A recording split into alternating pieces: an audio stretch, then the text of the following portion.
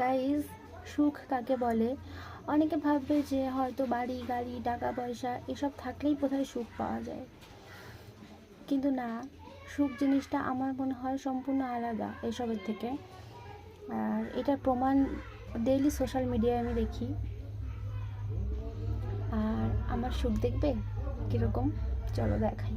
দেখো, এখানে আমি সবজি কাটছি, ঠিক আছে? এই যে আমি এখানে এখন সবজি কাটছি। আর হলো আমার হাজবেন্ড এখন গেছে সেলুনে, চুল দাড়ি কাটতে গেছে আর কি, সেলুনে গেছে। আর আমি এদিকে বাড়িতে দেখো সবজি কাটছি। এদিকে